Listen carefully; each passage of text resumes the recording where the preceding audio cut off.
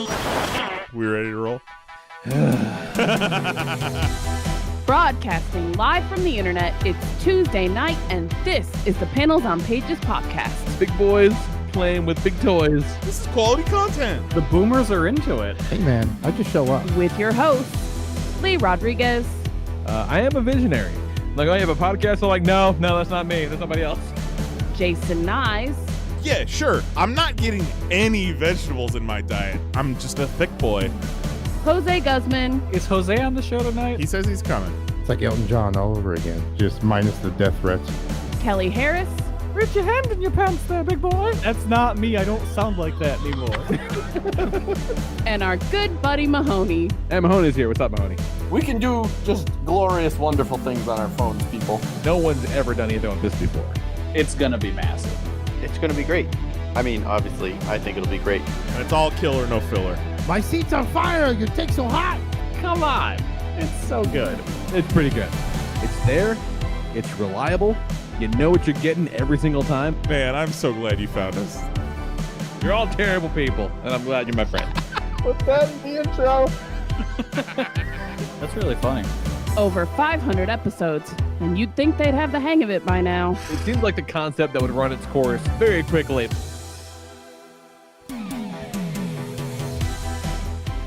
What's up, everybody? No, you're not crazy. This is 2 weeks in a row we're back in this bitch. It is Tuesday, May 27th, 2025, and this is episode 684 of the Panels on Pages podcast. I am your host, the Lord Reverend Lee Rodriguez, and joining me tonight we have Mr. Jason Nyes. Big, black, and jacked. And Kelly here. What's up, Kelly? My goodness, we are so back. We are so back. Look at us go. Look at us go. Yeah, so Mahoney and Jose unable to join us because real life is fucking hard when you're an old ass man. And speaking of being an old ass man, got hit by a 1-2 whammy the past few days. Moments ago, this gave the boys first cell phone, which is a whole thing because a little boy with a cell phone just opened up a whole world of horrors that I got to keep an eye on now. What cool freaky shit he gonna Google first? So much cool. And that's the thing. I'm like, not for nothing, we're watching all of it. So don't go fucking buck wild, all right?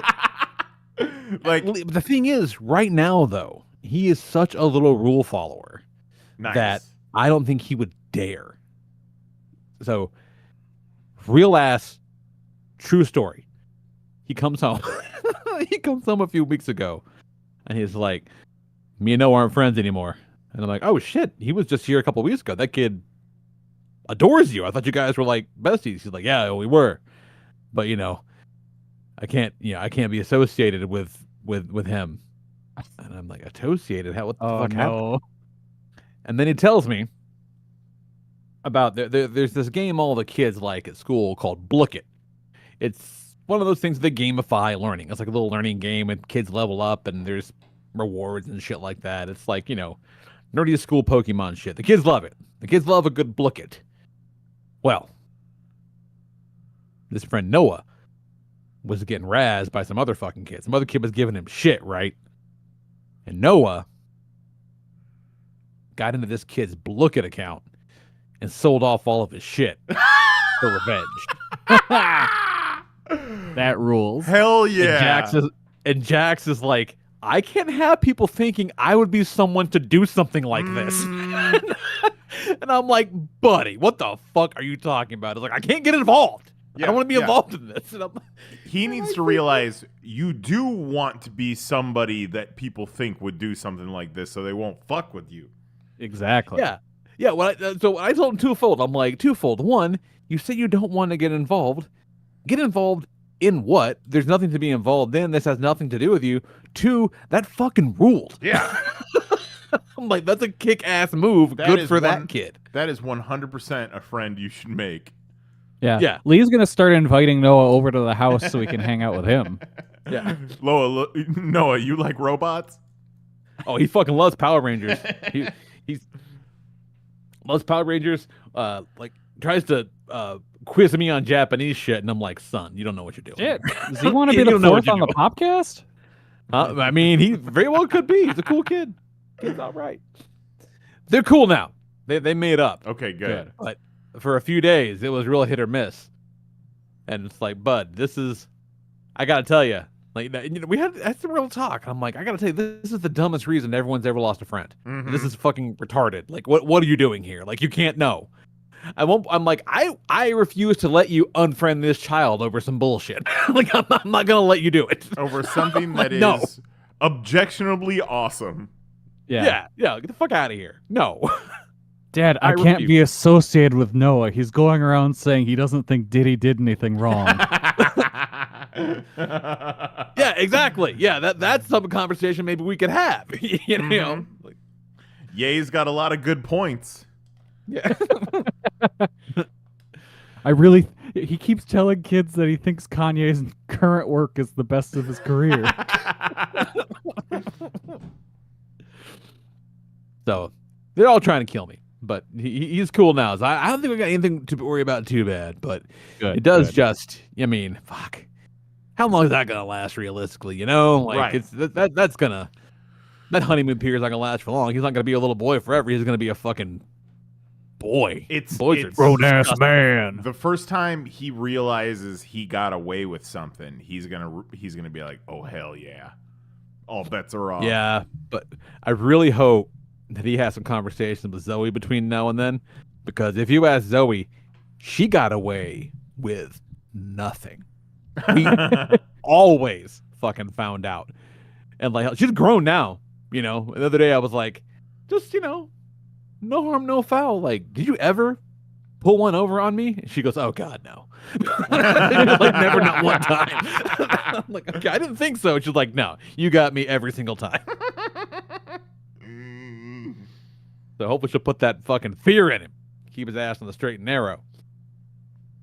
And meanwhile, her ass just graduated high school last week. It's fucking wild. Amazing. Insane. Absolutely ridiculous. You know, the same school I graduated from, they do not fuck around as far as like their graduation goes. It's a tight, 70 minutes tops. They have not, nor will they ever fuck around when it comes to graduation. They get in, they do a couple of thingies, they do the little speeches and whatever, and they fucking power through these names, and they're done. Like, it's as far as graduations go, it is the tightest. Like, there are people from other schools always come to watch so they can see how the hell they can make their graduation quicker, essentially. Like, it's the one remarkable thing about our school district. Go figure. They close it out well. But the woman who was doing the names was a real champ. Like, you know, no mispronunciations, no nothing. She was poised, she was prim, but she had a very, you know, specific cadence. And I couldn't help but at some point start to think of like how cool she would have been at the fucking name game back in the day. She'd be like, Hannah Fana, Bobana, Banana Fana, Faux Fana, Fee-Fi, Faux Fana. Hannah. And then I made myself giggle a little bit. That one's just for me, you know. Mm-hmm. What are you gonna do? You gotta lighten the mood a little bit. Yeah. We have fun. I saw a Facebook acquaintance today post a bad cell phone video of their child's graduation from technical school as a diesel mechanic. I'm like, oh, I thought of Lee immediately. What a graduation ceremony to go to. I'm not going to that. Yeah. And that's not because I disrespect that profession. No. Not by a long shot. No. God, no. But I'm not going to that as a graduation. Fuck no. But also, like, a diesel mechanic graduation should be, like, much cooler. It should be just like, oh, it should be badass. Oh, yeah, you should be honking horns all day. Yeah, no, that's a graduation we could all fucking get behind, you know? Just like I said after the valedictorian gave her fucking speech, and it's the same as every other kid's speech. Oh, God, what was it she kept bringing it back to, Landslide, the Steve Nicks song, Landslide, right? Because, you know, changes, right? Real subtle, the metaphors this child is presenting. And I realized during her speech that graduations across the nation would be a whole lot more fucking fun if the bottom kid gave the speeches. Right. Because the top kids, they're all going to say the same shit. Like, it doesn't, you can go to any graduation in the country and the valedictorian or the class president, whoever the fuck talks, they're going to say the same shit every time, just with a slightly different flavor. The bottom kid could say anything. You never know what he's going to fucking say. Like, he would talk about changes too, or landslide too, but it would be the Smashing Pumpkins version. Yeah. Dixie Chicks. Okay, how about this? Do it like 8 Mile. They go bar for bar. Fuck yeah. Ooh, I like that. Equal time. Yeah. Equal time. Yes, I like that. And it's the person with the lowest GPA or the person who met the credentials, got their credits last. Because Jose would have been doing a speech at our graduation. He was getting shit signed that day. Incredible. You would have to differentiate somehow because it's a certain GPA to graduate, or is it not and it's just credits? I think it's just credits, honestly. Okay, so yeah, it would be the lowest GPA eligible to graduate with credits. Yeah. Yeah. I bet they'd have some cool things to say about the Joe Rogan podcast. I'm not even kidding. It would be incredible. I mean, it would be incredible. Do you see libertarian ass Joe Rogan is getting into Christianity now? That seems right. What? No. Yep. He's drinking the Kool-Aid. No, I don't believe that. I don't see how any grown adult can be like, "Nah, this is cool," unless they got it beaten into them as a child. Right. It just doesn't make sense.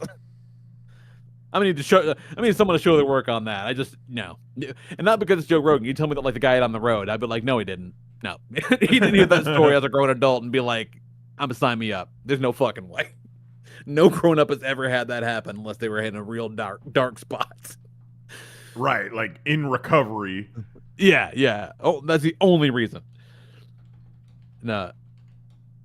And speaking of a dark spot, I had this thought last week, because last week Nias told us about, he busted out the back window on a rake, when he had to do the trash bag thing, because he's like, oh, I had to put the trash bag over my car like a real piece of shit. And me and Kelly were like, oh, God, you were such a piece of shit for doing that. And then, every time we see that guy in the world, we're like, oh, look at that piece of shit with the fucking trash bag on his car. And it's like, it occurred to me the other day that I thought to myself, no one's ever had that by choice. No. No one's ever been like, I know I'm going to fucking soup this ride up. No, sure. Just bash your window out and put a fucking empty bag over it. Like, that's no one's first choice. No. So I don't know why we're so hard on everyone who has that. Well, and you never know how long that trash bag has been on there. Like, mine was on there for literally one day before I got it fixed. Exactly. But you never know. But I promise you, everyone who saw that bag was like, look at this fucking turd. Exactly. Look at this piece of shit. Yeah, every fucking time. Every time someone saw you for that day and a half, they're like, this fucking loser. I had a couple people come up to me and be like, oh, what happened? Did somebody break into your car? I'm like, nope. Just close the door on a rake. like, no, I'm just careless. Yep. Thank you for noticing. I'm a dumb idiot. Yeah. Nice $415 my fault. Thanks for calling it out. Yeah. Someone break into your car? No, I have no one to blame but myself. Really, thanks, buddy. So, I had my car accident at the end of 2020. But before that car accident, I had gotten Mary a little Grogu sticker for the back window of our car for Christmas. So that was wrapped and in her stocking when the car got totaled. So then it ended up on our new car, and it was in the back window, so it had to go out with all the other broken glass. But I was able to find it on Amazon. It's just like half the size.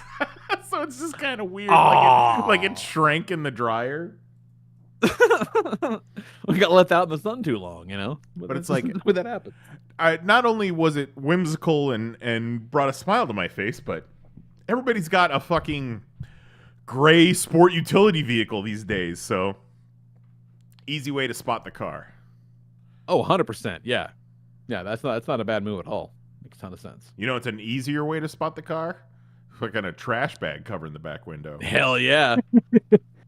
Trash bag window. Do a fucking put like a orange flag on the back of it, like a third grader. And hey, if anybody is in the Central Florida area and needs some auto glass repair, I got a guy. Let me know. I'll hook you up. This man gets out of his truck carrying a baby. Oh, okay. And as he's walking up to me, I think I heard him say, "Here, hold this." But I did not. I did not hold the baby. No, he was telling the baby to hold some stuff. Here, put this screwdriver in your mouth. Yeah.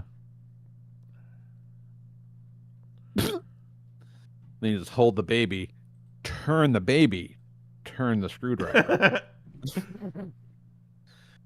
Ridiculous. Absolutely ridiculous. It's nonsense, I says. But congrats on what you got going on, man. Congrats on getting a daughter out of high school. Yeah. We're halfway there. Halfway there. I was thinking about high school graduation and how ridiculous it is, and so stupid.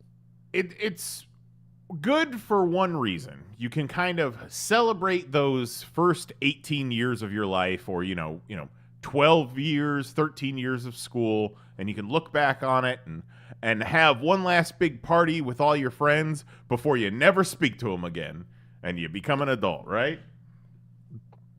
Basically, yeah. That sounds about right. We've all got like one, our goats and our Jose's. Exactly. That's about it.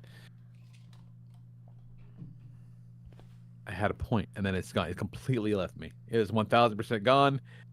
It fluttered away. Yeah. Heavy marijuana use will do that. Well, shit, not much. It's gone. It's fucking. It left me. I did not get to watch Double or Nothing live, but we spent almost the entire Memorial Day yesterday watching it a match at a time in between, taking breaks and smoking meats, and it was real nice. Cool. A nice way to enjoy it. That sounds like a great day. Yeah. And it spaces things out a little bit, because that's a lot of fucking wrestling, especially if you're watching the buy-in. It went past midnight, didn't it? It sure did. So yeah, that's like 6 hours of wrestling, right? It was a lot. It was a lot. It could have been maybe 5 hours of wrestling.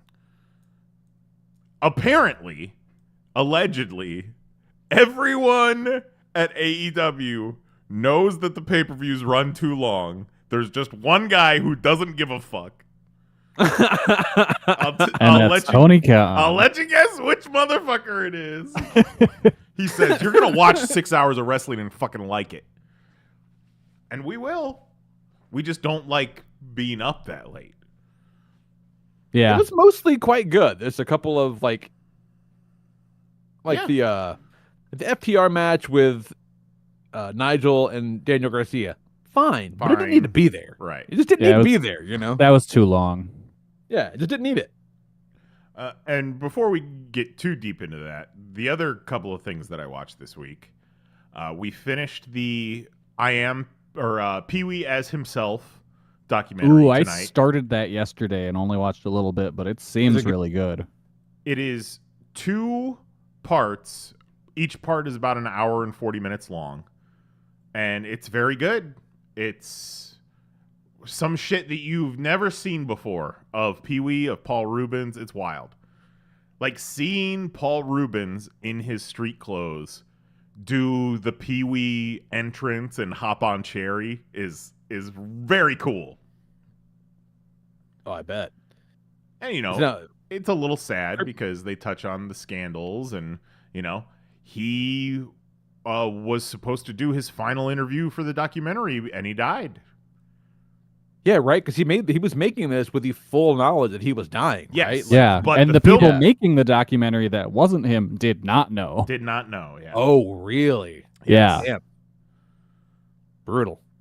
So that's on Interesting Max. dude. Highly recommend. We had the choice between finishing the rehearsal tonight or finishing the Pee Wee doc, so we went Pee Wee. But we'll be back rehearsal. I bet that last episode is wild. Boy, does it go places. I can't wait. Can't fucking wait. And then the other thing that we have been glued to for the past 2 weeks, actually, is Grand Sumo Tournament. Every other month. Hell yeah. Sumo's Nice. back, baby.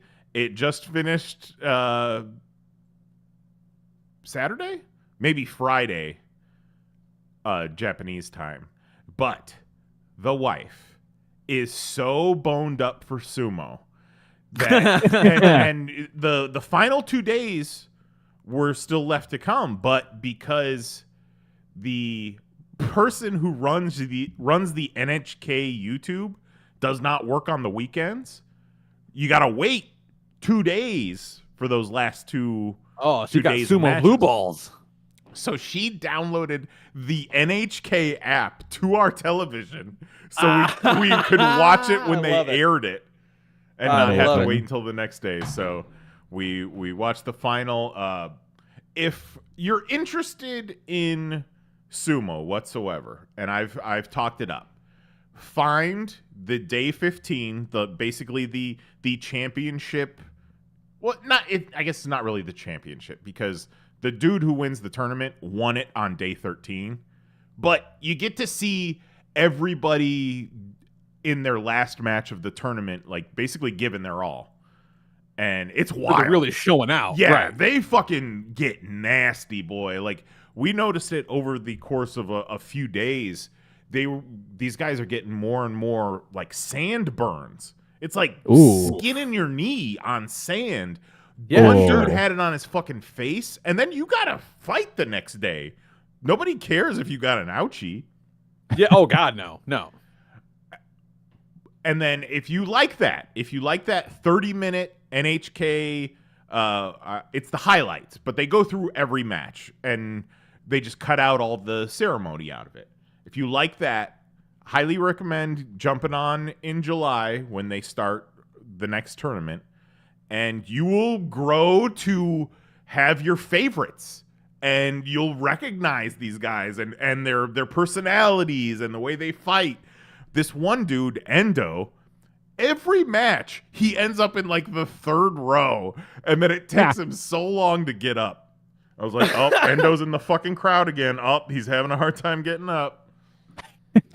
We talked about Four Tits last time I talked about sumo.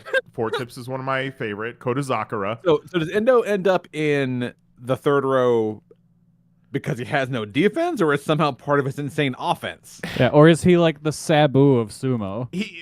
When he ends up in the third row, it's usually because he lost, but because he lost like spectacularly. I respect that. Yeah, If you're not gonna go because down, he's go a down big. scrub, but yeah, he's hurting. I got one who I call the Rizzler because he's got the Rizzler face in his little PNG promo pic. And then Mary's got her favorite Takayasu, who's the hairy dude. They call him Papa Bear. And all kinds of funny names and weird faces and even weirder bodies. It's great. Highly recommend.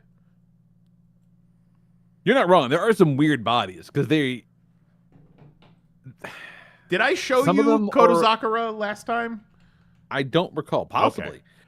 I But, think like, it was you know, in the Discord where someone was like, "Oh, I know exactly who you're talking about." I think it was Jake from Australia. Let's see here, Koto Zakura. Okay, this isn't a there's so many good pictures of him. The embarrassment of riches, I really. don't know. He's got a really funny thing where he picks up the hell salt yeah. and then he does like a Hulk up. It's great. But yeah, that's not the best look at his 4 tits. I mean, this is pretty good. But it's the best when he's just standing there and you can... There we go. There's the 4 tits. And sometimes it's like 6 tits. Such strange places. Yeah. But like, look at these fucking guys. Some of the thumbnails for the YouTube videos for the daily recaps, like... You'll get a freeze frame like this, and nobody is touching the ground anywhere. They're just Bora in the air. That's one of the strategies. Is at some point you just say fuck it, and you just dive. You jump and hope you land last. I mean, yeah, I guess. I will admit, just because I feel like I've got the body type, I did maybe Google to see if there were like local sumo gyms, and boy howdy are they, and they're full of dudes that look just like me. Fuck yeah, bro. But Mary's right. I'm little old. I would definitely end up hurting myself. Yeah, no, you would get hurt. But I do wish maybe I had picked it up in my younger days. You know, what could have been. This could have been your jujitsu. That's what it looks like too. The sumo gyms basically look like Lee's jiu-jitsu gym. Just of course, just a bunch of dudes just fucking in their rash guards, just hanging out, having a good time. It's a good time. Oh, here's a good picture of Kodazakura's little hype up. Oh, hell yeah.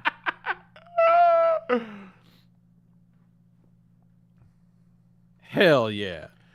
The final match of day 15 is Onosato, who, if he spoiler alert, he already won this tournament on day 13. So he's poised to be promoted to Yokozuna because he won the last tournament too.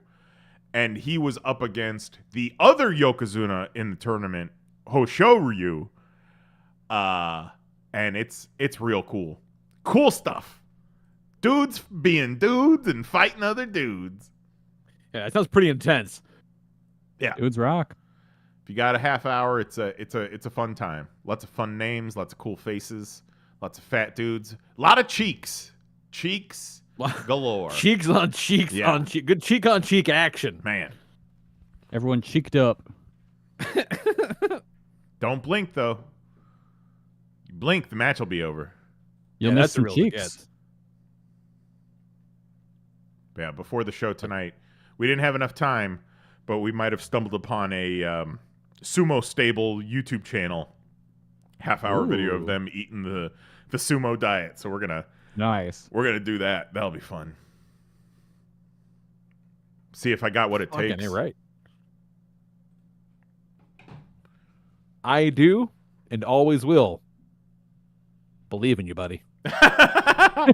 Oh shit! Good picture right here. This is 4 tits, Kodazakura, Hoshoryu, the Yokozuna, and then Onosato, who is the new Yokozuna. Oh, Onosato looks like he's just happy to be there. Yeah, he's just a sweet boy. Yeah. Let me see one of the best. Hoshoryu doesn't look like such a sweet boy though. No. Oh no, he's mean. He's mean. Yeah, he looks like he's gonna fuck Hoshoryu is not someone there up. to have a good time. He's fucking someone up. Yeah. No, it's okay. This dude looks like a sumo wrestler straight out of like an anime, Takanosho. He sure does. Yeah, he does. His oh, my man looking straight up like a mini boss. I mean, he's got kind of the smile here, but in his profile picture in the tournament, he's just got this big old like anime smile. That's a dude I befriend in one of the Yakuza games. Hell yeah. He would hook it up. I just started playing Yakuza Kiwami 2 yesterday. Nice. I need to get back on that. I started playing the new game by like the Danganronpa dudes. It's called The 100 Line, and the gimmick is that there are 100 different endings. Let's do it. Oh, all right. It is a visual novel slash real time strategy combat game. So I'm having a good time with it so far. If you're interested in checking it out, there is a pretty sizable demo out on the Nintendo eShop. That's worth checking out. I may have to do that because I like it's games. They're pretty cool. Yeah, it's some good anime bullshit. Into that. Speaking of anime bullshit, Kelly, what else you got going on? Not much. For anime bullshit, I've been enjoying the current Gundam series that is on Amazon Prime. The Gundam G-Quacks. Which that is spelled G Q U U U U U U X. I remember seeing that a lot at Toy Fair and thinking, what in the hell are they doing this time? Like, why does it have 16 years? G-Quacks. But Holy it's shit. on Prime, which is kind of wild. That's a hell of a It get. sure is. It's yeah. so crazy that like the big ones are like competing for Gundam shows now. It's kind of nuts. Yeah. Yeah, it's really good so far. It's very much it feels like Ultimate or Absolute Gundam. Cuz it's in like vaguely the time period that like the original show is. But it's like, what if the main character of the original Gundam is just not there? Huh. Okay. So it's an alternate universe thing. And it's really cool how they're doing it. And it's fun because the first episode is like, it's the intro, bring all the characters in.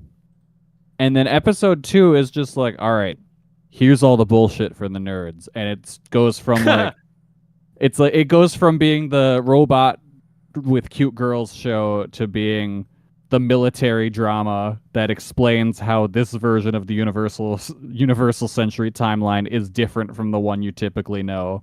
And episode 2 flat out ends with to be continued in episode 1.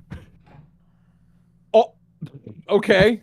Because they knew if they want to hook the modern anime viewer, you can't lead with the military shit. You got to start with the girls.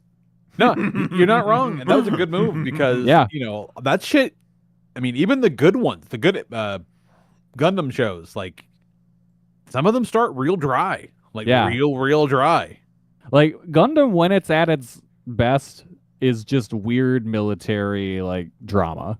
Yeah, weird military political melodrama. Yeah. And then in recent years, they're like, but what if there were also cute girls? And collectively, the world said, word? Yeah. The world was like, well, hold on a second. I like cute girls. Can I watch this? And they're like, well, cute girls? I don't like robots. I think you can. So, and it's the dude that is like kind of heading up the project is the dude that did Evangelion and Shin Ultraman, Shin Godzilla. It very much feels like Shin Gundam. I'm into that. And it's got a very like a lot of the design work and the mechas particularly, I think, have a really strong Studio Trigger vibe. Yes. Just big bold angles, bright colors, like pretty cool. I'm looking forward to checking that out. Yeah, it's really good. I haven't seen today's episode, but from what I've heard, it's crazy. Hell yeah. And then other than that, not much. Watch Double or Nothing. Yeah, I think we all did. Eventually, yeah. So I think we've all seen it. Did it take you an entire day? It did not. I had invited some people over to watch it, and everybody flaked for various reasons. So it was just me, and Double or Nothing by yourself was a long time. I had a good time. It was good, but goddamn, a lot to sit and wrestle by yourself. a lot of self-wrestling. Wrestling with your thoughts. Yeah. We should figure out some sort of watch party situation. Oh, that'd be fucking great. You used to be able to do it on Prime. I don't know if you still can or not. And maybe not. Have you heard about there's a place you can go to watch? Oh yeah, is that right? I heard of the Dave and Buster's. Ah, yeah, that old chestnut. I was talking about that just the other day about how you wanted to shit in the floor of a Times Square Dave and Buster's. I was so mad. Fucking ridiculous. Absolutely horrible. I remember, you know, at like the 8th time we asked for them to change the channel. And, you know, there's nothing else to do because the thing that we came there to watch isn't on. So we all just ate our fucking food and our food's done. And it's like, all right, I guess we're leaving. Yeah. Like, we probably would have, like, hung out and ordered maybe more food, drinks, something. But why are we going to hang out here any longer than we need to? So... When we called over the manager, but first I had to make sure I told the waitress, you didn't do anything wrong. You're okay. Yeah, right. It's okay. It's okay. It's okay. You're not sweetie. in trouble. Your manager is. Team White Woman's got her ass. Fucking wild. Yeah, I didn't catch any of the buy-in really. I did, but none of it like stuck in my brain in any capacity. The women's tag match, I believe, was the first match of the night, and it was fantastic. And they need women's tag belts so that they can bake in a third women's segment to every show. You know, before Double or Nothing, I was a little down on the card. People were hyping it up as this all-timer card. I'm looking at it, I'm like, you know, this Megan Bayne, Penelope Ford, Anna Jay, and Harley Cameron is very much a collision match. And I feel like we've seen this match before, but they all looked great. They were all working as cohesive teams. They did a tandem salad toss spot, which was fantastic. You could not, there's nothing that would have happened in that match that could have made me give it less than 4 stars. Just based on the tandem salad toss. You know, you keep saying those words in that order. Gonna make me look it up. Well, he's not wrong. Yeah, that's exactly what it was. Shit. Let me see if I can find that. Yeah, that's a very apt description. I think Anna Jay and Harley Cameron are having a great time together, and they're delightful to watch on screen. Yeah, and they're very fun together. It's giving Anna Jay like a personality. It's fantastic. But you've seen they've been teasing the butt stuff. Harley keeps like slapping her ass and like biting at it and kissing it. Harley is constantly letting the intrusive thoughts win. That's what made us love her, right? That first time when she pulled out a knife. All right, let me see if this works. The first time I was truly sold on her was when she brought up the puppet. Oh my. Tandem salad toss. And Anna Jay's just sitting there like, yeah, eat it. Let's watch that again, shall we? And the camera work. Exceptional. There was some great camera work on that night. Piss poor direction. Yeah. And it wasn't just 1 or 2 spots. It was a lot of spots. I get it. In like Anarchy in the Arena, there's a lot of shit going on, but they were missing stuff all night. Yeah, you can let it, if it was just the Anarchy in the Arena, like you can let it go.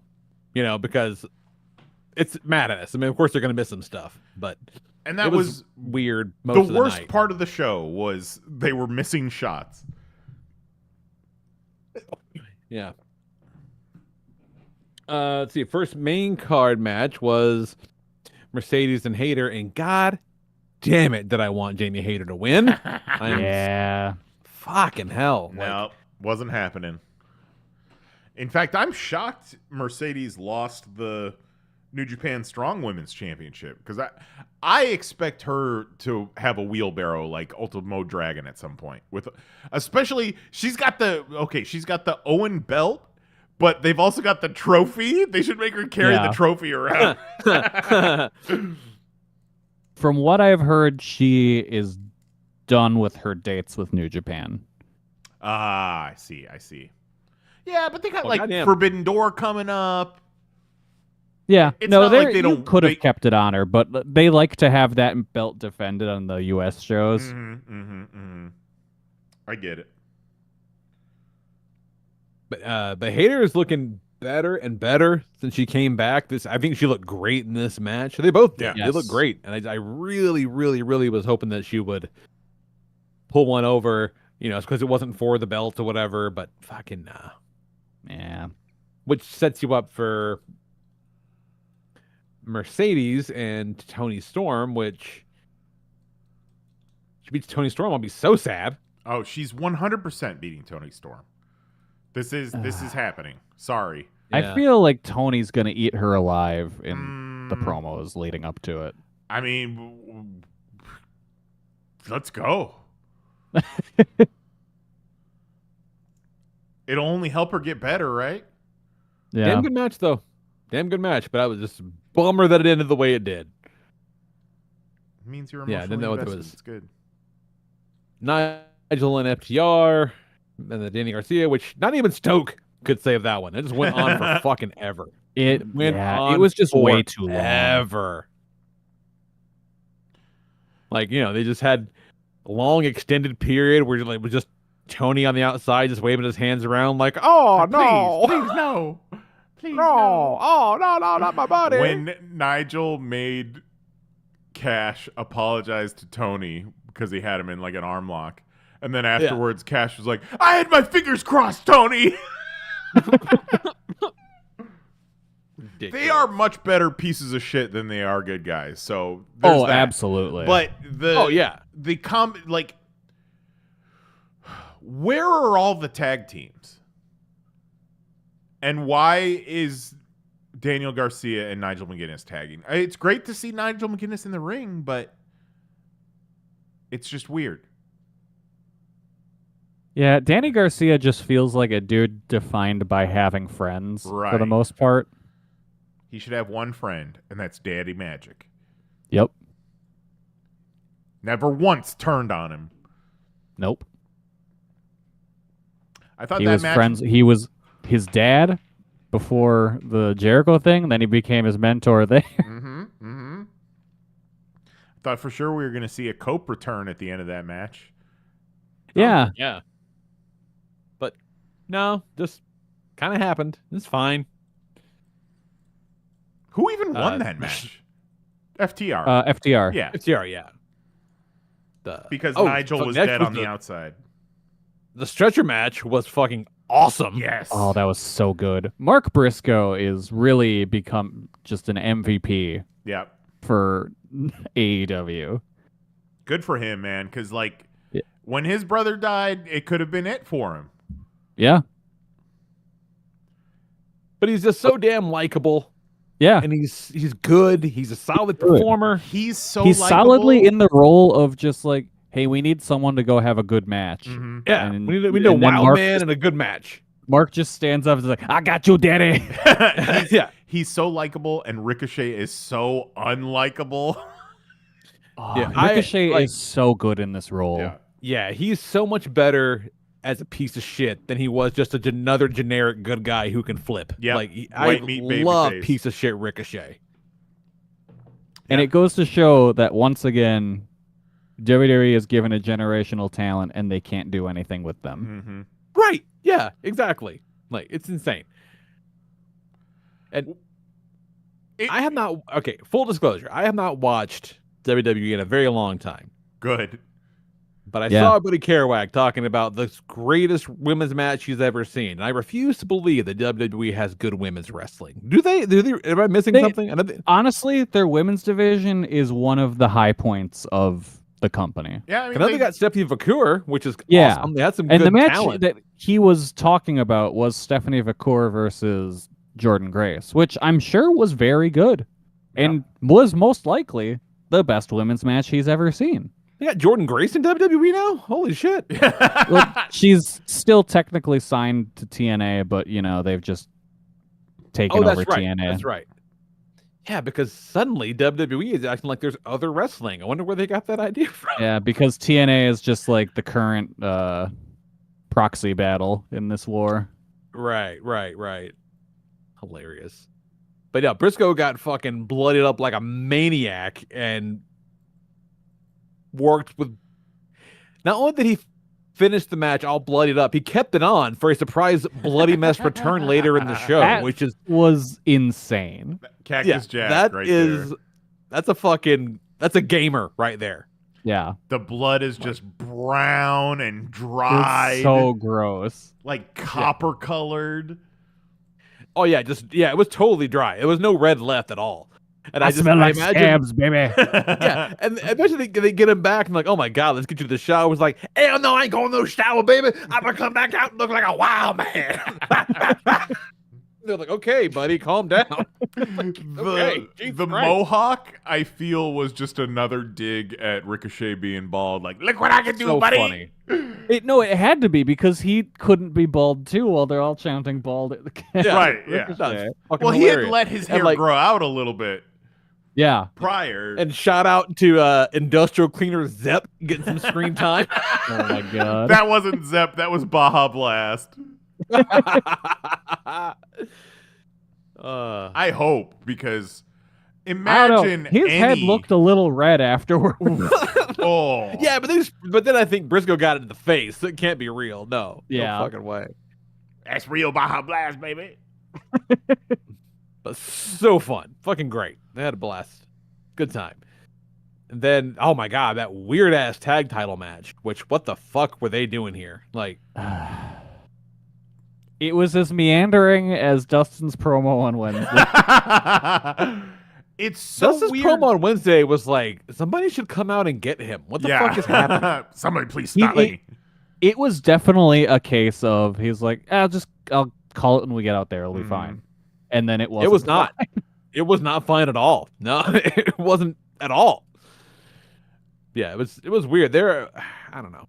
I just don't understand. Weird. You're booking the Hurt Syndicate as this monster tag team, but why aren't you letting them just run through teams? Like, sure, they're winning, but they're also going 50-50 with the Sons of Texas. Yeah. I think it's because it's a pay-per-view match, right? Like, you don't want to squash pay-per-view match, but I think for the Hurt Syndicate, don't you? With 12 matches, you can have a squash.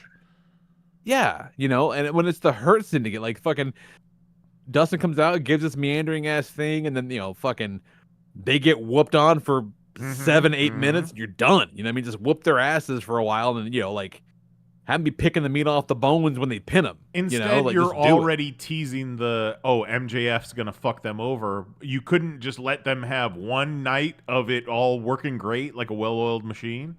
Yeah. I love that story, but inserting the Sons of Texas in there just put a screeching halt on it.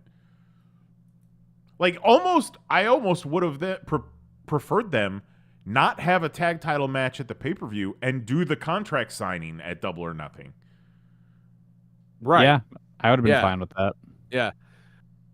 But yeah, as it stands, and I think you said it, like, why the fuck aren't the Ring of Honor belts on the line for this? That was another weird one.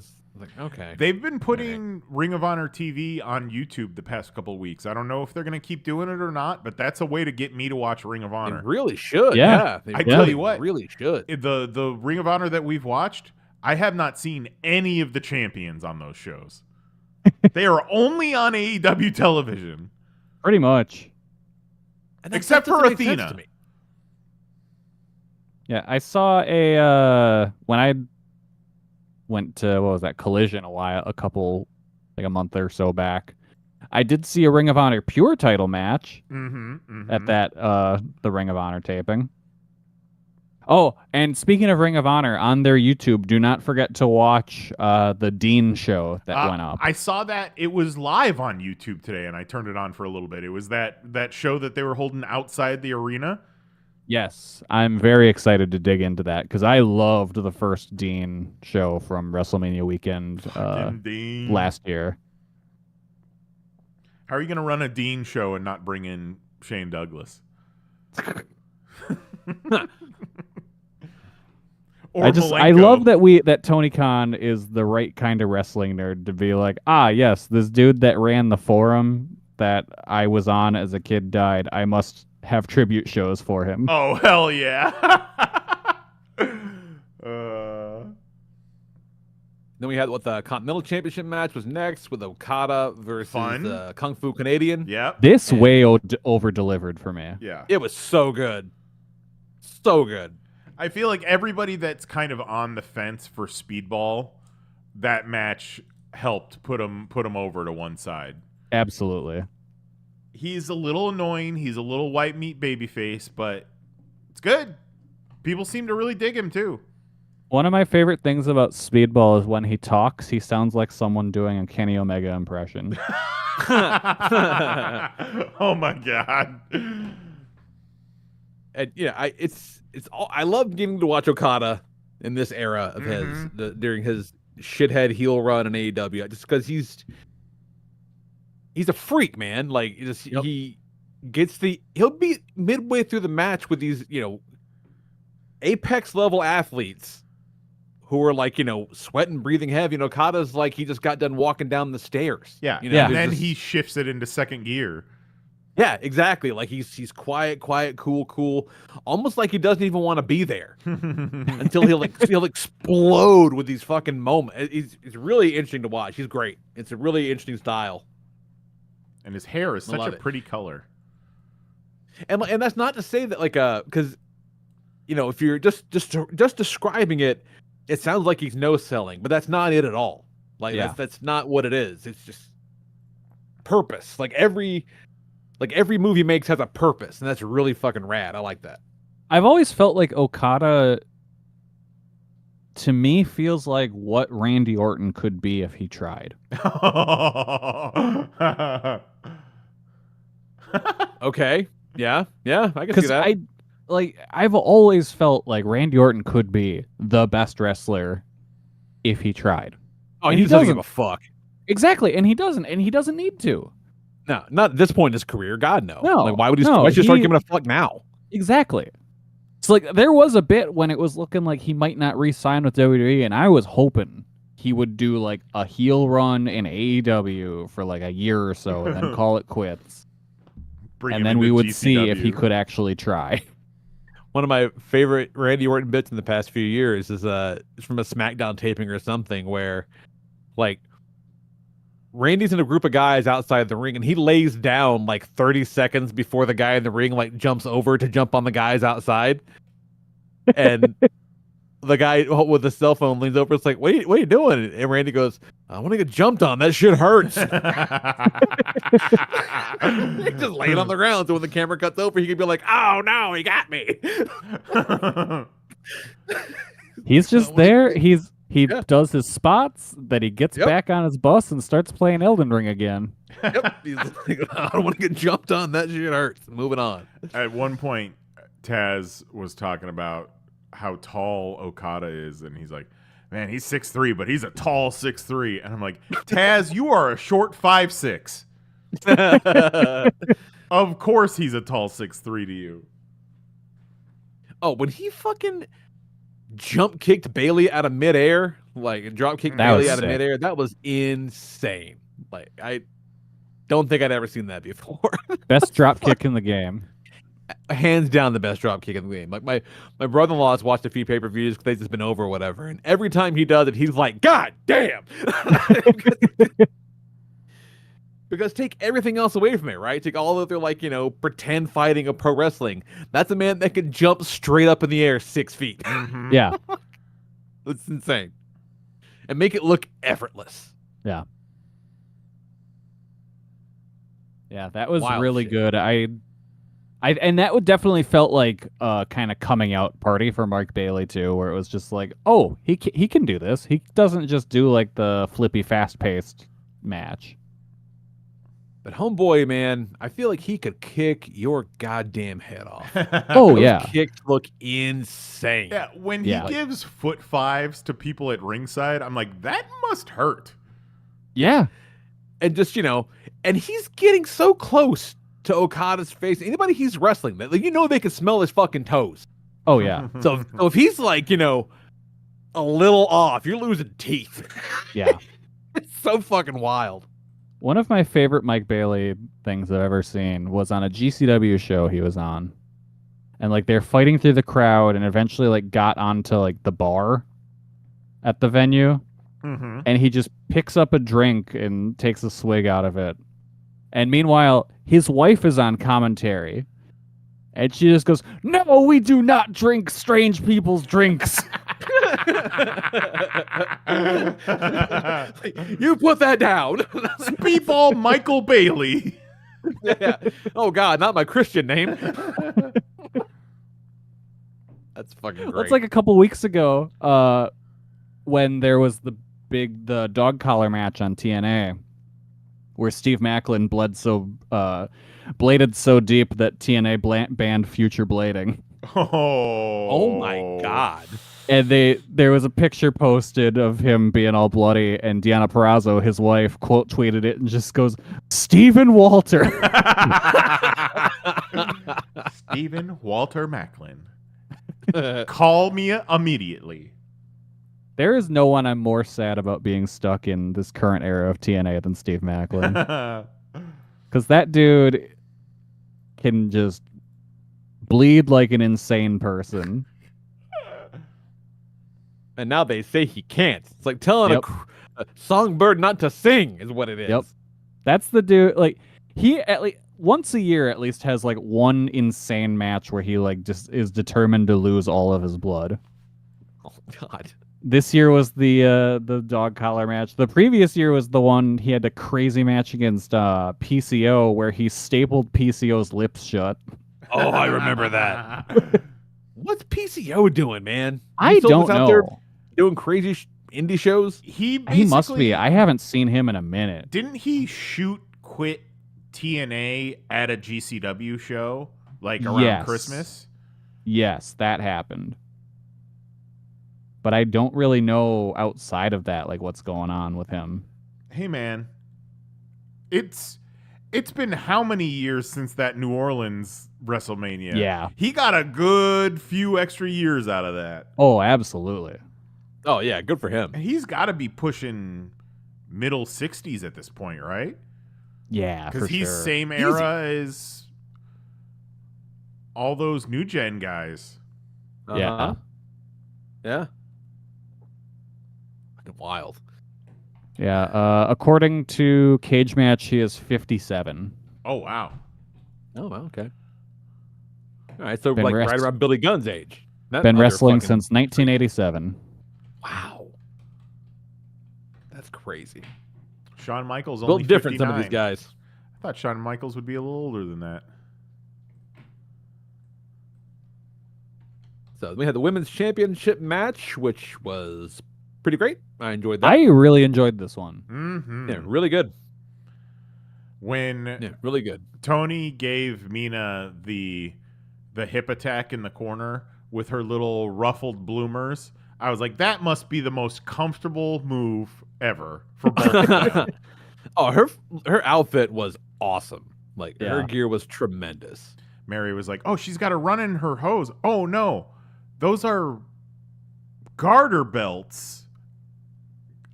Like garter belt fishnets. Yeah, insane.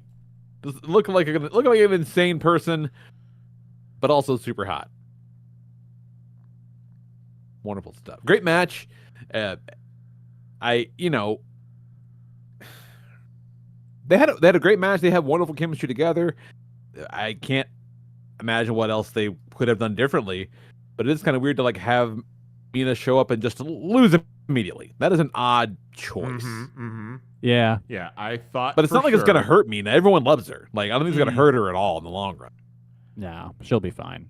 You know, I know it's very unlikely, but I thought for sure, since they just brought Mina in, immediately put her in a program with Tony, I thought this was the perfect place for Mariah to return and cost Mina. Like she's turning her attention to Mina now. You know, she comes out and you think she's gonna fuck with Tony, but she fucking beats up Mina. And then this would lead to like Mina, Mariah at All In, but no.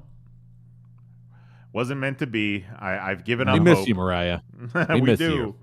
I mean, she's posting like crazy on social media, so at least there's that. Yeah. She just loves the WWE too much. Loves it too much. Hopefully we're wrong. Come back. Maybe she'll flourish. Come back home. Somebody has to, right? I mean, just that's possible. think I think it about it this way.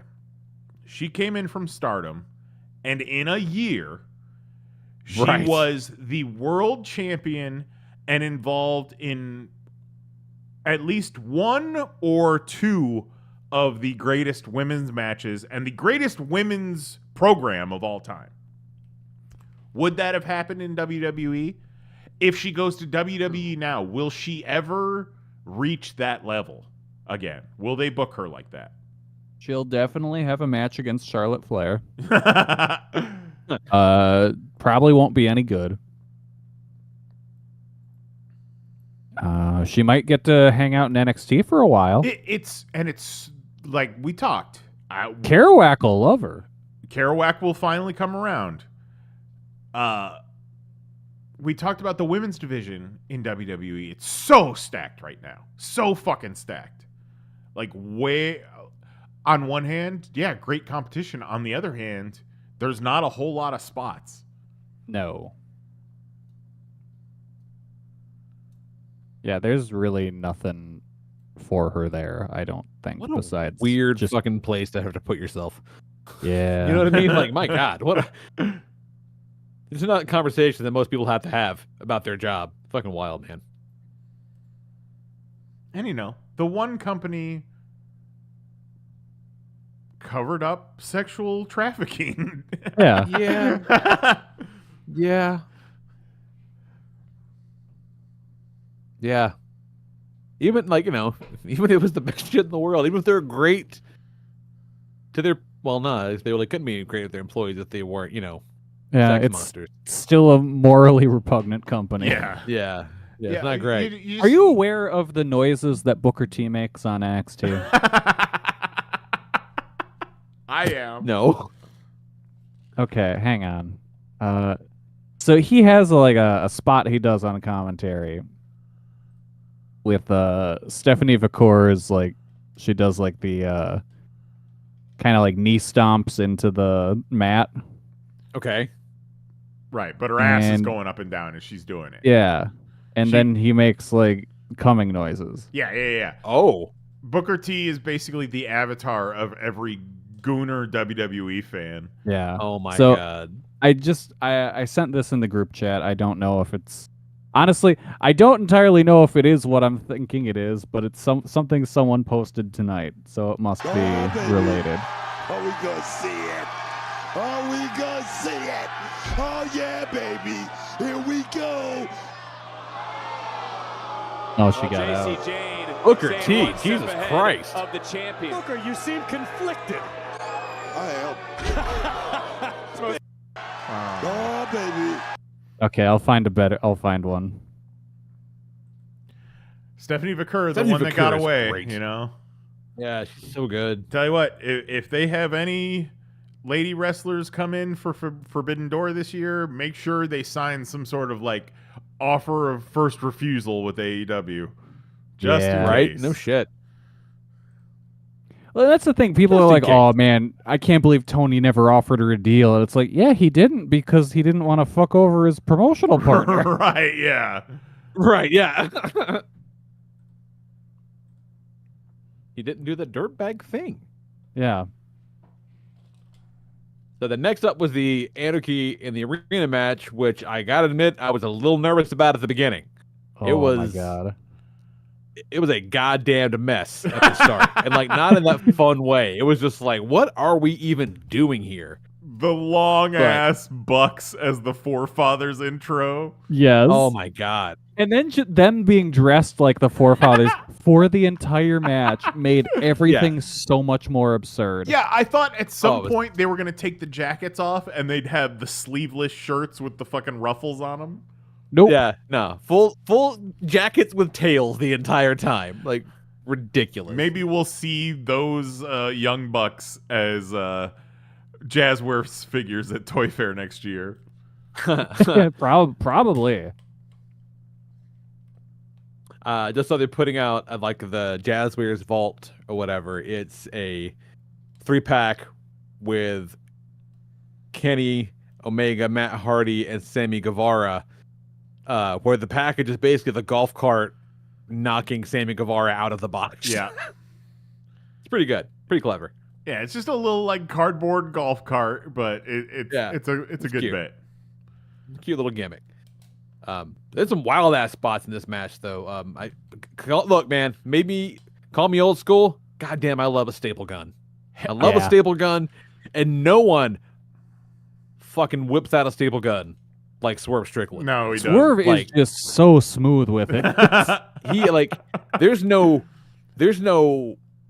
struggle. He's just pop. He will John Wick-esque the way he was nailing he's John people Wick with a staple gun. It's Swerve Strickland. Fucking man took a staple to the tongue and then kept on going. Finished the match. And it was like, look at this shit. They're still got a staple in my tongue. They're putting staples into each other, and I'm like, yeah, I know they've used real staples before, but at this point, guys, you don't have to put staples in the staple gun. We'll all just believe that they're staples, but nope. Then you don't have the picture of Swerve with his tongue sticking out and an entire staple in there. You don't get the sweet, close-ups of someone's wild ass back. Like I forget who it was. I think it was one of the Bucks tried to staple Powerhouse Hobbs, and he was like, "Are you fucking serious right now?" Stapled him, I think, in the back, and then stapled him in his hair. Yes. Yeah. And he was like, "What are you even thinking right now?" I tell you what, dudes, I did not think that in the year 2025 that I would get goosebumps from the song "Bodies" by Drowning Pool. Oh my god! And I certainly didn't think I'd get goosebumps the 5th time they played it. But I sure did. A guy I know was at the show, and he said 2 dudes in his section ripped their shirts off and started jumping up and down. What are we gonna do here? All right, here it is, Lee. Oh yes, baby. Here we go.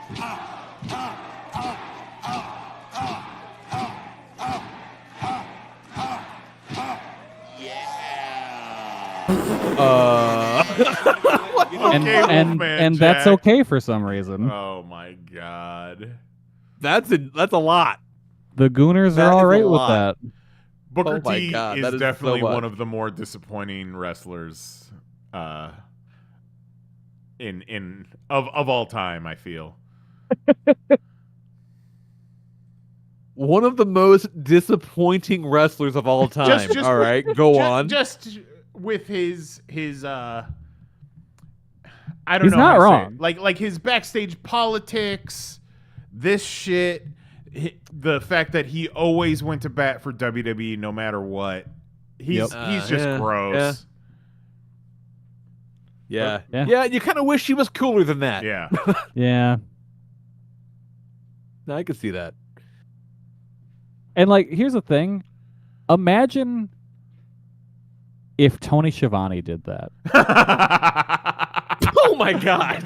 People would be litigating that on the internet for months. Remember that time Tony Schiavone told Mariah to speak, bitch, and people lost it? Rightfully so. Like, don't call her a bitch, Tony Schiavone. Only the women can call each other bitches. And Booker T is out here gooning on TV, and everyone's just fine with it. I mean, That's very, very strange. that's what they're advertising, right? That's what I've said for weeks now, that WWE's fan base, I just call them the Gooners and Mutants. Yep. Because that's what they are. That is their audience now. Sometimes it's a circle, right? That Venn diagram. Yep.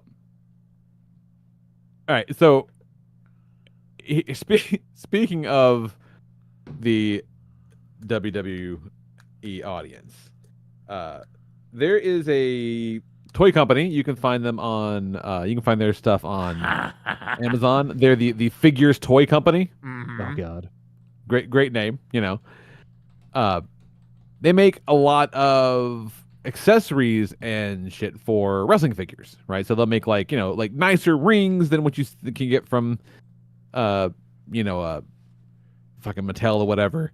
Nice props and shit like that, like commentator does, all kinds of stuff. And they got like referee figures and shit. So like here, for example, I'm gonna drop this in the chat here, Nige, just so you can kind of share some images here. So I already got it queued up, buddy. Oh, okay. Yeah, so they have referee. Okay, go show us the referee, Nige, first. Okay, let's see. Show us the referee.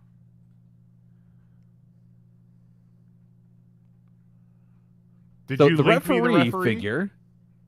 He's there for sure. Okay, so we got this one referee here. Okay, so here's the referee. Okay, they have several referee figures, kind of like this, Okay, and that they looks just like a regular look person. like referees. Yeah, and there's like cameraman figures, and there's like some backstage interviewer figures and whatnot. Like pretty chill, Yeah, see, there's one of their ring announcers and like whatever, And they just recently unveiled their series of their fan figures. And I see Gooners the and words. Mutants. Yeah, I see the words, and I'm like, oh, cool. These might be kind of neat to pick up for like crowd fillers, like background props for my pictures and shit like that. And then you look at them, and oh my God. They're wrestling fans. Oh my fans. God. Yeah. And so you look at these fucking, like, they look like Robot Chicken cast members. They do. They're very cartoony. Yeah. And for a fact that they do things that aren't cartoony toys. So these toys to me feel like a deliberate statement on the WWE audience. Because the box says wrestling fans. Yeah. Yeah.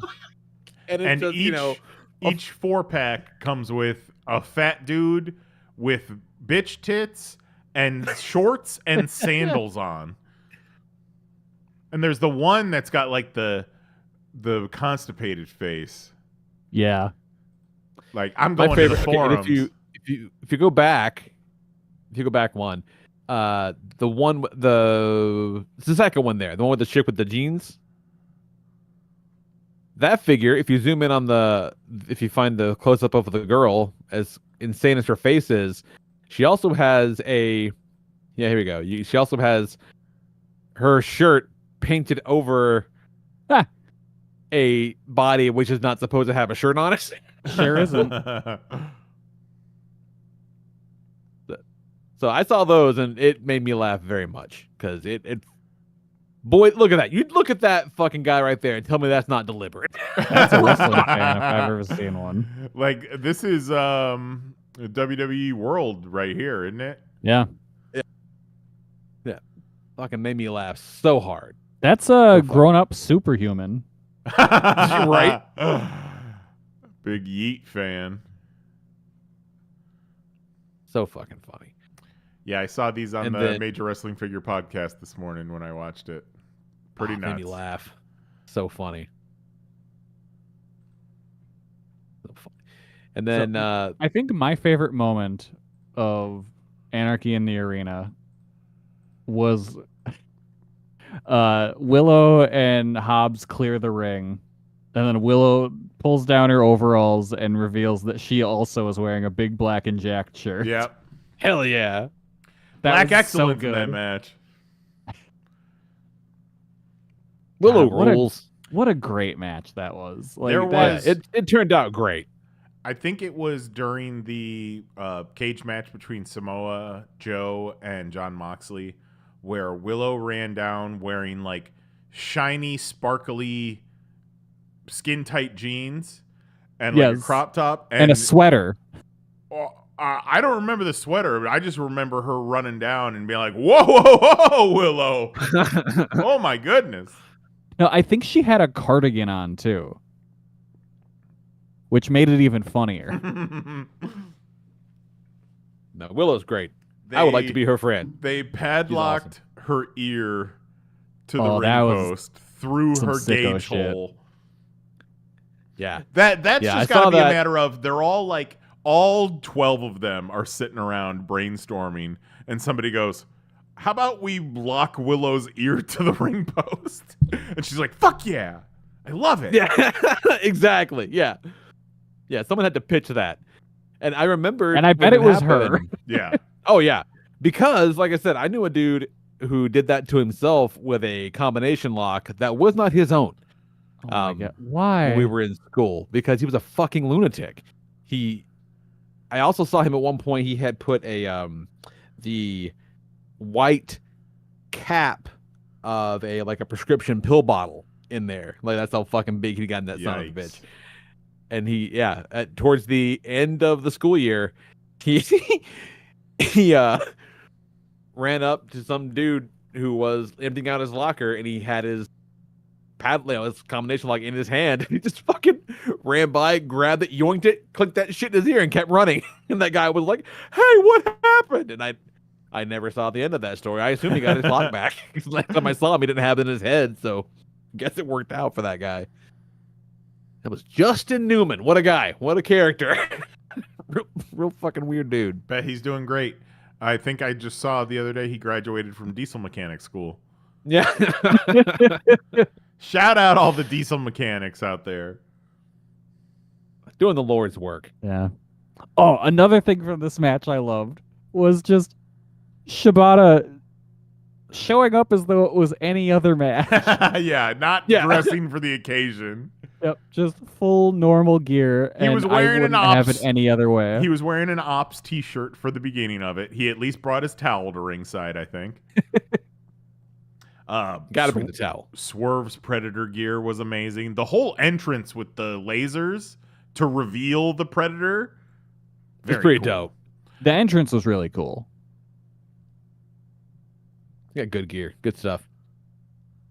It's great. It's a lot of fun. Yeah, the Ended best up being one. really good after. I think it might have been the best one. Best one they've ever done. And somehow Mox didn't bleed a drop. I think he's not bleeding now on purpose. I feel I like think so. I think it's a heel tactic. I think it is. Right? We associate bleeding Mox with face Mox. Yeah. Yeah. Oh, but then again, he did bleed in that one promo. He was covered in blood. Was that from the cage match? I think that was from the cage match, but Yeah. that's a cage match. You gotta bleed, buddy. When Kenny Omega finally fucking suplexed Marina Shafir, I was like, "Thank you, somebody." Yeah. Yeah, Had to put this bitch on her head. It was good to Like- see Kenny doing some moves. Yeah. Oh, Kenny looked great, man. Like, Yeah. looked really good. And Marina Shafir's like, "Do it, you fucking pussy." Like, all right, Marina. Yeah, I've been saying that for months. It's like, yeah, no, you shouldn't hit women. But at this point, anyone in AEW who doesn't fucking clock Marina Shafir in the chin is an idiot. Yeah. Like, you've got it coming. Talking to you, Roderick Strong. No. What are you doing? No, don't talk to Roderick Strong. He's not allowed to hit her. Then it becomes a marital issue. Shout out. It wasn't at Double or Nothing, but I think the Dynamite and Collision the week before. Shout out to the shirt Renee was wearing that was like a white wife beater, but the straps were invisible. Yeah. Yes. It was weird as shit. Like, Hell yeah. It rules. Renee Paquette shops where the gemstone shop, I think. Mhm. Like, just Yeah, a slightly she pulls different out section. some of the weirdest outfits I've ever seen. She sometimes. definitely But they gets- work. She gets links sent to her by Chris Statlander, I'm sure. Yeah, and that's like shit that my basic ass. I don't even know where you would go to find something like that. You know what I mean? Like, I literally have no idea where you would go for that.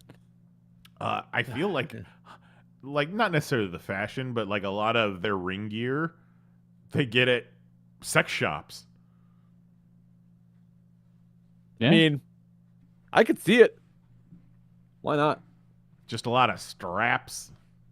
Straps and buckles and loops and shit. Looking at Mercedes' pink strappy Owen Hart gear, it actually It was looked cool. like I liked it. It looked It was like pretty she cool. borrowed it from Natty. But you see something like that, and you're like, how do you even get into that thing? I have trouble. I don't think it's a one-player game for sure. No. I think you need a buddy. I have trouble You know? putting my underwear on sometimes. I couldn't imagine putting on something with 50 straps. Yeah, no, it's not difficult, not easy. It's not a one-player game. So that match ended, and I'm ready for like, oh fuck yeah, let's go, let's see the main event. And then I forgot about this fucking piss break match. They had to let the crowd cool off a little bit. Literally programmed it as a piss break cool off match. Yeah. It was perfect because during Anarchy in the Arena, a light bulb in my kitchen blew out, so I went to go change that shit. Yep. I didn't watch a second of this match because I was fucking around with the light bulb, and I had to go through multiple light bulbs because the next one I put in was like fucked up and didn't work right. Same. I had just taken a bunch of heat off the smoker, and I spent the entire match just working on that. And the first thing I saw was Tanahashi and Ishii coming out. They should not have shown Tanahashi walking down the ramp that long, because boy howdy, you can tell his knees don't work good. Yeah, like I like the Callis family guys. Josh, fucking Johnny two first names over there. Like what is his name? Josh Alexander. Yeah, the walking weapon. Johnny two first names. Yeah. I just don't. I'm not familiar enough with his work yet, but whatever. Like, but Takeshita, Fletcher, fucking Protostar, love it. Fletcher's great, but could the Paragon be any more bland? They're all fine wrestlers. Just the problem. Why are you gonna put that much bland on one team? Like you could have one bland guy. But fucking hell. They are all so much better, especially as a group, as a team, as piece of shit heels. Especially Adam Cole. Adam Cole should be a heel. That's why it's not working right now. He's too nice. Yeah. And it's because we're taking pity on him because his girlfriend cucked him and he hurt his ankle and people made fun of his tan. Yeah. But use it, man. Like, he was a heel for a minute there when they revealed the devil and all that, but it just never worked out in the end. And then he just wasn't anymore. And Paragon's, for no reason. Paragon's a dumb fucking name. They abandoned Undisputed Kingdom for whatever reason, probably just because it's got the stink of that whole angle on it. But Paragon is not any better. And just why is Adam Cole the TNT champion? Why aren't they going for the Trios championships, which are just in limbo right now, kind of? Like, this should have been a Trios championship match somehow along the way. Oh, yeah, for sure. For sure. I don't know. The whole thing about this was fucking weird. Weird all around, front to back. Yeah. So, fuck all that. Because then the big boys came out, and they put on a hell of a show. Yep. Hell of a match. Will Ospreay and Hangman Page. Fucking hell. So good. Said to Mary the night before, I'm like,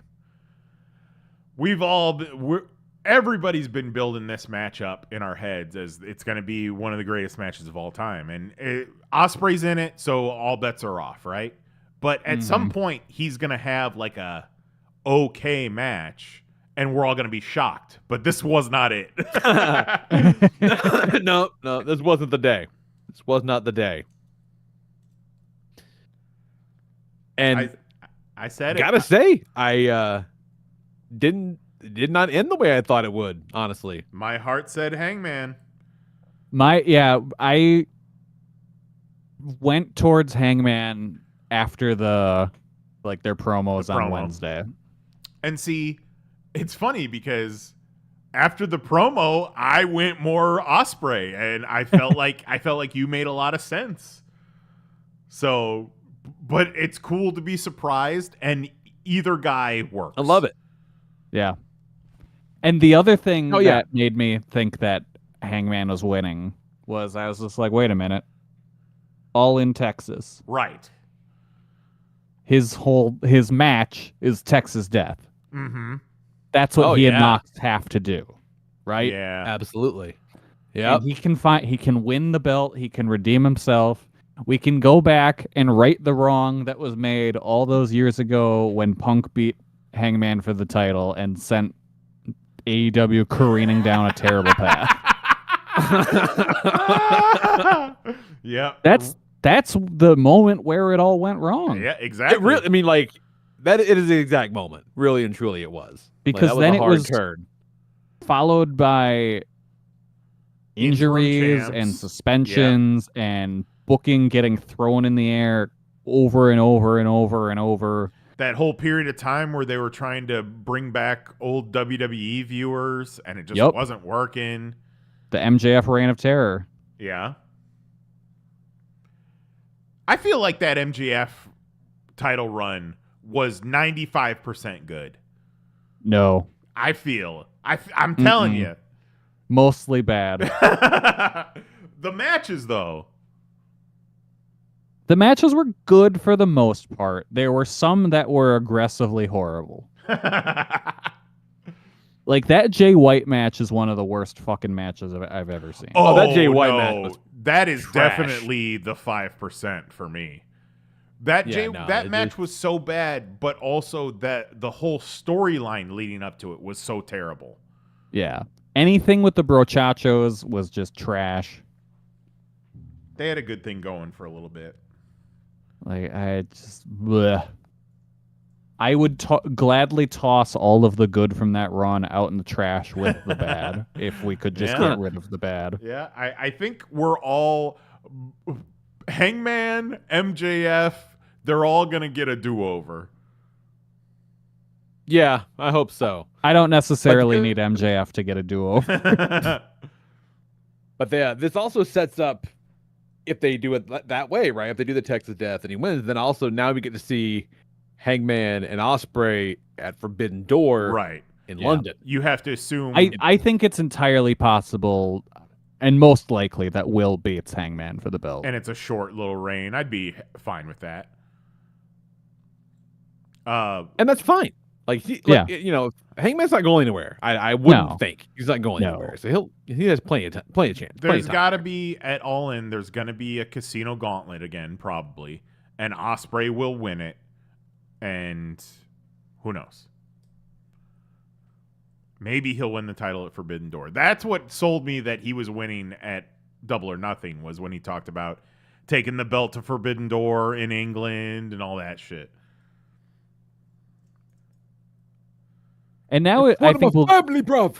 Yeah, I think this will be a more interesting way to go with Osprey, because now his character is frustrated. Mm-hmm, yeah, he has something to.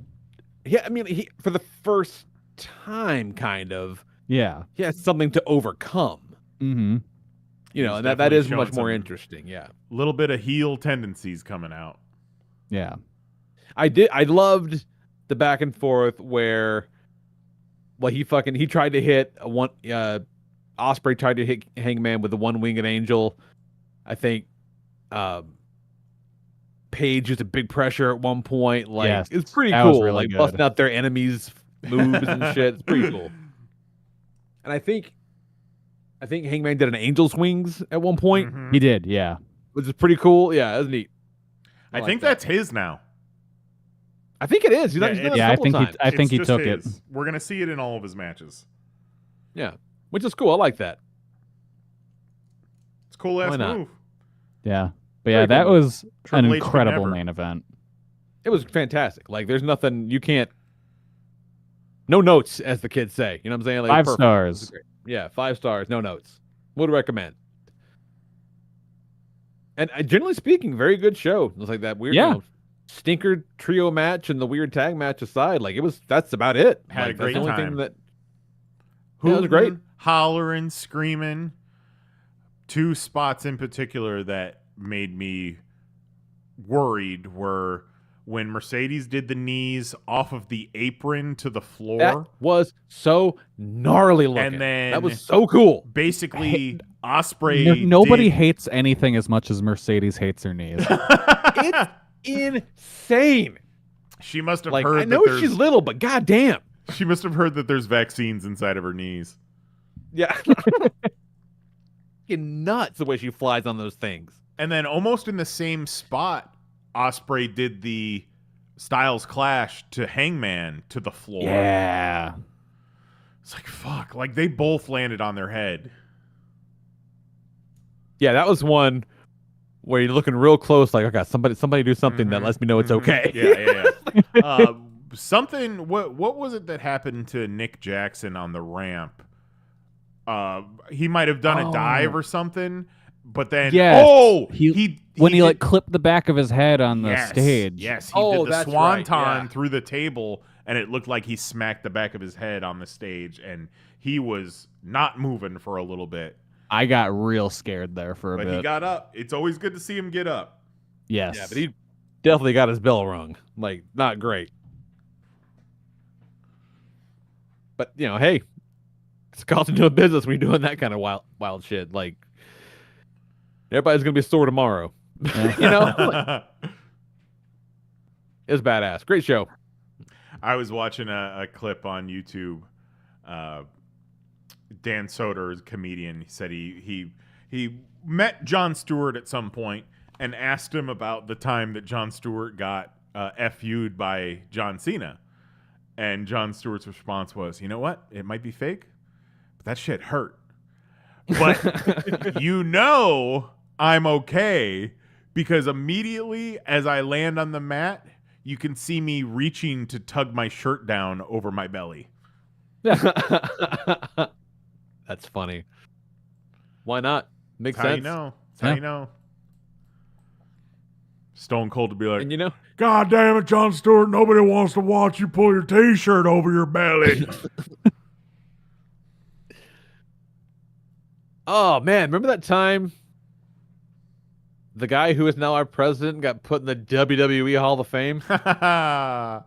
We got a WWE Hall of Famer in the White House. Apparently, Florida Governor Ron DeSantis was at Saturday night's main event on Saturday and got booed by the Tampa crowd, which is weird because you figured that crowd, a WWE crowd in Tampa, would be like DeSantis, but I think DeSantis is such a fucking loser universally that he would get booed anywhere. Nobody's cheering for Meatball Ron. Hungry. But keeps getting elected. Explain it to me. No. I mean, he hasn't been elected. When was he last up for governor? Was it 2022? Maybe? So he hadn't completely debased himself to Trump at that point. Gotcha. Okay. Yeah, 'cause I think he was still talking a little bit of shit before he just started sucking on the boot. Oh, I think he's definitely fucked this next re-election. He is toxic. Well, all bets are off, man. Fucking up is down, black is white. Right, I'm not saying anything. You see this shit no about John Fetterman is mad because he got bullied into showing up at work? Yeah. Go on. Because he hasn't been like showing up for votes or committees or stuff like that. And people noticed and started fucking ragging on him online. So he's like, well, I guess I'll go to fucking Washington and go to work then if I'm going to be bullied. Oh my God. Talk about Booker T being a disappointment. Goddamn, John Fetterman. I've seen a lot of talk about him lately and the words like cognitive decline being thrown around. Oh, yeah.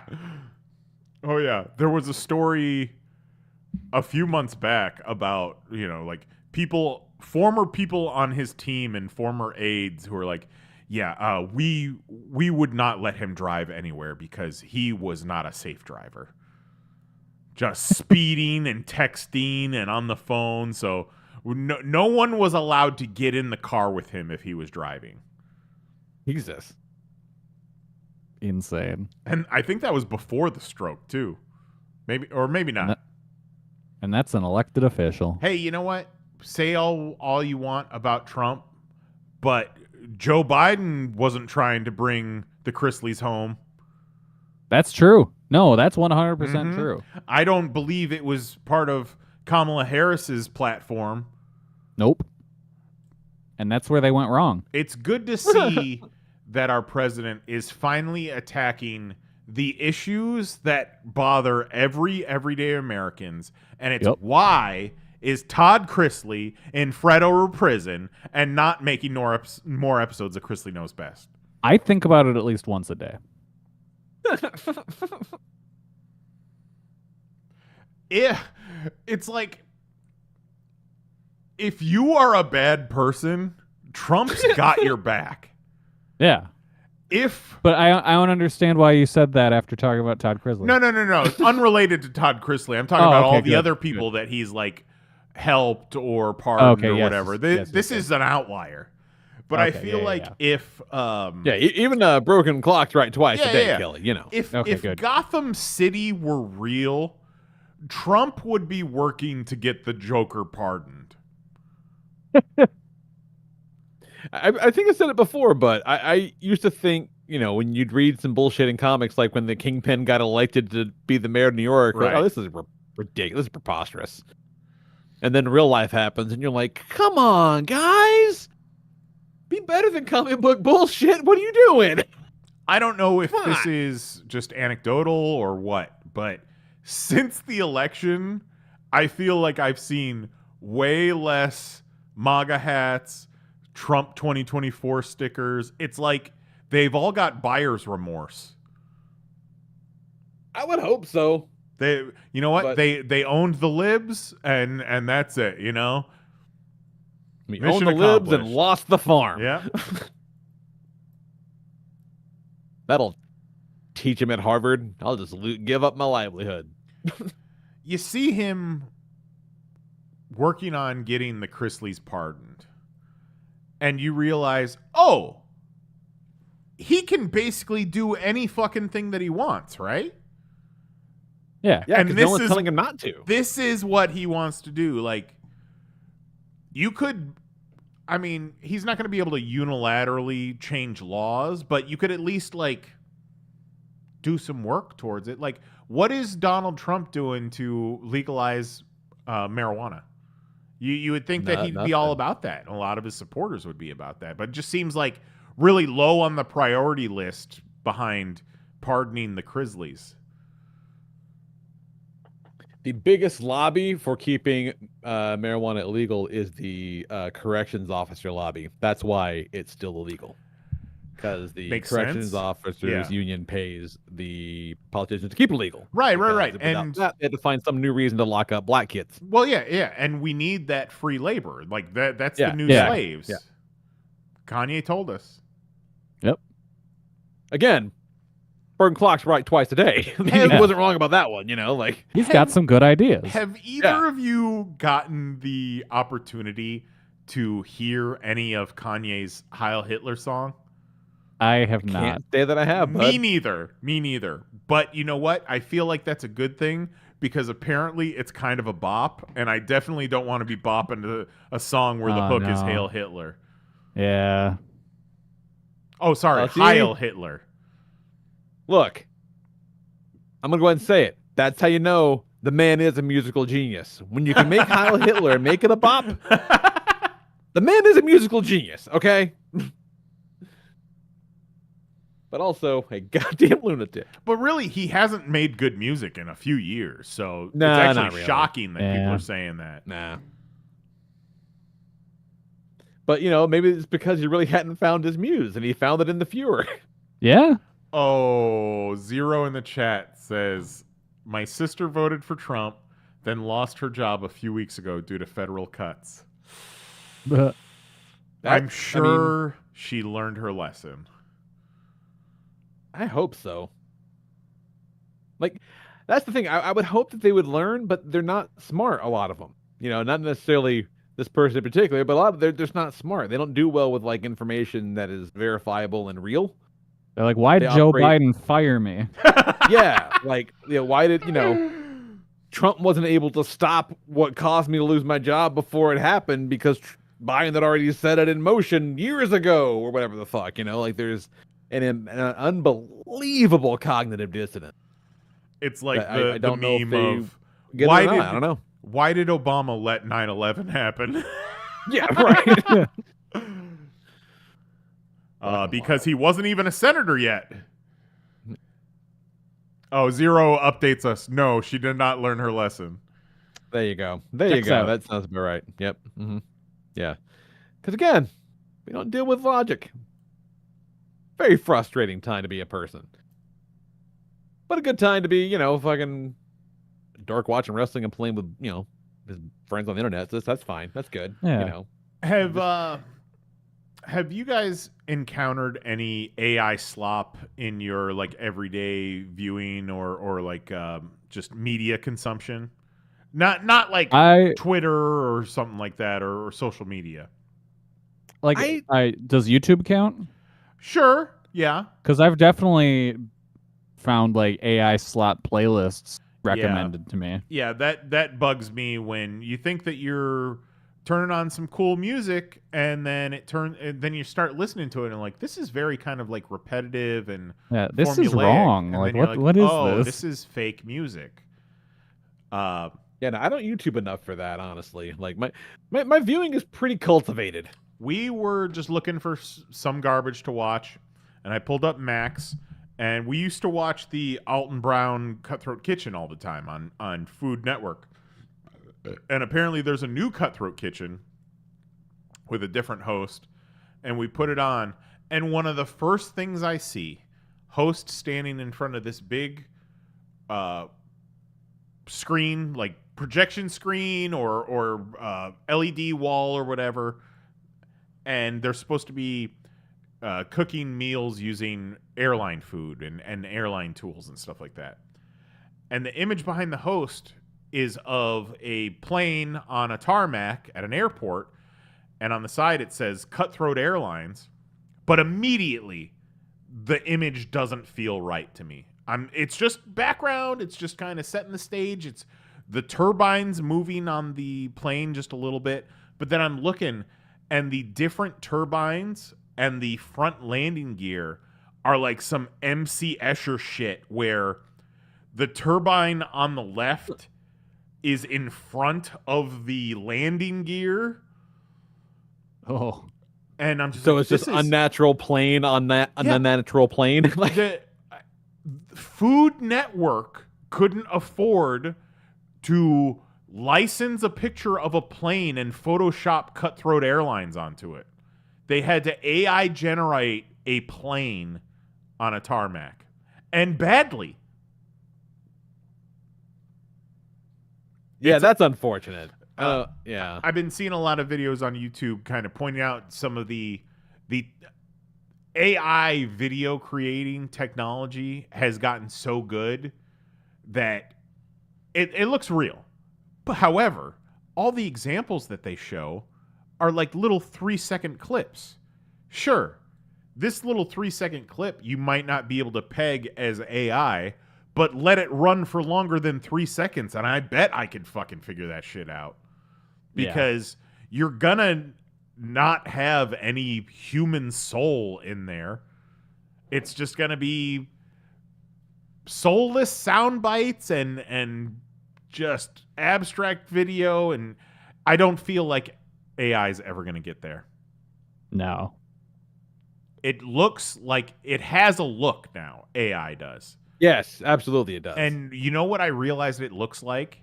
All of those Sharknado movie posters and every like sci-fi channel movie after that, it's got that same look to it, just shitty and kind of glossy and weird colors. Yeah, glossy, but also somehow with soft edges because she'd have to just very easily bleed into the other thing next to it. Yeah. All right, hold on. Do I even still have the sounder? Probably not. Let me do a quick search. Vamp for a second. All right, we're vamping. goddamn He day. was looking for something. All right, Oh, hold God. hold on. Anna Frail, Okay, oh. Oprah, Heidi Klum, Barbara Walters, Britney Spears. Wait, Your wife. I don't think this is ours. You gotta fuck one, marry one, kill one. Shag, marry. Go. That might have been the Princess Cast's FMK sounder. Quite possibly. What about this one? Fuck, marry, kill. No, that's my wife. Anna Yeah, Frail, that's your wife. Okay, this is the only FMK sounder that I've got right now, so it'll just have to do. 0 in the chat. FMK. Musical genius monsters. Kanye, Michael Jackson, R. Kelly. Oh my god. God. Ugh. All right. All right, say again. You got Michael Jackson, R. Kanye, Kelly, R. Kelly. Kanye. Yeah. So, I'm going to go out on a limb. I think I got it. Okay, go for it. I think I got it. I say you marry Michael Jackson because I think that with a positive influence, right, and not being just like completely catered to as an insane person, Uh-huh. I think he could have maybe not succumbed to his demons, right? Okay. Yeah, okay. you know, I agree. Okay. and so I think you marry Michael Jackson because I think, and yes, alleged kidney fiddling aside, the man also did a lot of good Samaritan work, right? So and he wasn't all bad, right? Like the alleged kidney fiddling aside is not great. So if you keep him away from that, you also get to live at Neverland, which is kind of dope. Mm-hmm. Yeah. So you marry Michael Jackson. I think you have to kill R. Kelly so fast. I don't think you finish asking the question before he's on the floor with a hole. Yeah. Yeah. That guy's a fucking monster. A monster. And I feel like Kanye, as long as you make sure he takes his meds, he might be all right. Yeah, it could be okay, probably not actively I don't think Kanye is actively torturing someone as we speak. Whereas, if R. Kelly were free, I couldn't necessarily say that. You know what I mean? Kanye did recently reveal that him and his male cousin used to suck each other off back in the day. That's right. Yeah. Yeah, see, my initial instinct, ironically, was fuck Michael Jackson because I would assume he would wine and dine me like I'm a 9-year-old. But marrying Michael Jackson, because the other option is you marry Kanye or R. Kelly. No fucking thanks. Right. Yeah. Right. Exactly. At least Michael Jackson made Human Nature. Yeah. Yeah. I think Mary wise between those three, it's MJ all day, every day. Yeah, that's a pretty easy one. And when he finally succumbs to the Michael Jackson milk, you are a stable role model for his young children. Yes, right, exactly. Yeah. So I think, little positive intervention and he could have had a very different life. Maybe we could have been that for him. Yeah. But just, R. Kelly needs to we're done with it. No, you're done, buddy. Which means that by default, I'm slinging one at Kanye, but he might be into it. It's fine. Yeah, who knows? Might do him some good. It might be, maybe he'll come out of it a better person. Yeah, I don't know that I'll be into it, but that's the rules of the game. I'm not gonna have fun, but that's how the game's played. I mean, you might as well have fun, right? Yeah. But you won't be able to because he's such a fucking weirdo. You'll walk in there and he'll be all done up in his weird cotton gimp suit, I'm very glad you showed up. Oh damn, I got weird Kanye. Imagine you're married to Michael Jackson, and every time he's out of your sight and you track him down, it's like when the dog wanders off to a different part of the house, and you're like, "What are you doing in here? You better not be diddling any kids." He's like, "Oh no, I wasn't. You got to put a bell around him." I was thinking about it though. All right. Go back into the other room. There'll be no diddling kids on my watch. I was like, okay. Stay where I can see you. We talked about this. Oh my god. Well, what a blast from the past. Thank you, Zero, for that. That's great. That was a good one. That's a good one. Love a good themed FMK. That was fun. Yeah, that was a good grouping. And is there a better note to end the show on than a classic FMK bit? I don't think so. No. I think that's pretty solid. Thanks for hanging out. We'll be back again. I'm going to say it. I think we can do this shit again next week.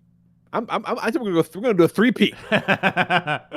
It's 90 Eras Bulls right here. Oh yeah, let me go. Yeah, I'm gonna say next week at 10 p.m. Eastern, 9 p.m. Central at youtube.com/panelsonpages. What I'm not gonna say is that we're all gonna be here.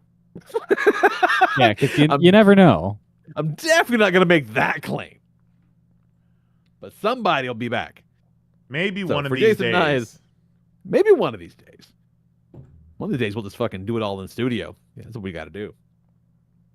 So for Jason Nyes and Kelly Harris, I'm the Lord Reverend Lee Rodriguez. We'll talk to you guys next week. Night. Love ya. Bye-bye.